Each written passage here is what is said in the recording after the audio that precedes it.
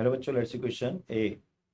Both assertion reason are true and reason correct explanation of assertion. B, when both are the true but reason is not explained by the reason is not correct explanation of assertion. C, the assertion is true, reason false, and D, when both are the false. Assertion दिया diffraction is a sure indication of wave nature. Only transverse waves can be diffracted. बच्चों अगर अपन देखें यहाँ से तो basic concept क्या है हमारे पास, की कॉन्सेप्ट।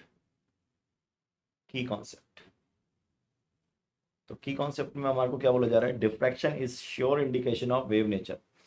तो डिफ्रैक्शन होता है क्या बेसिकली, अगर हम डिफ्रैक्शन देखें तो डिफ्रैक्शन बोलता है when the when the order of the wavelength when the order of the wavelength is in the order of the size of an obstacle, then lights bend from the sharp edges of the obstacle and spread out in their geometrical shadow.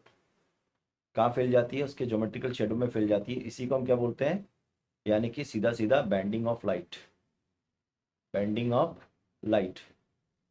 तो अगर बच्चों bending of light को हम समझा पा रहे हैं तो हम कैसे समझा पा रहे हैं, हम करेक्टरिस्टिक्स यूज कर रहे हैं किसकी, वेव की क्या करेक्टरिस्टिक्स होती है, वेवलेंथ। तो हम बोल रहे हैं कि अगर ये wavelength in the order of size of obstacle हो जाएगा तो लाइट बैंड करेगा, अदरवाइज नहीं करेगा।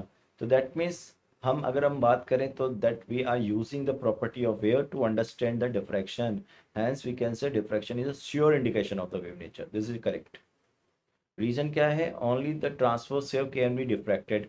ये गलत हो गया बच्चों, क्योंकि sound wave can also diffract and sound wave can easily diffract as compared to light। ठीक है, तो ये गलत हो गया आपका रीजन, और असर्शन आपका सही है। तो अगर असर्शन सही है और रीजन गलत है तो हमारा आंसर क्या जाएगा, हमारा आंसर जाएगा सी। तो फाइनल आंसर हो जाएगा हमारा C. I hope you understood it. All the best.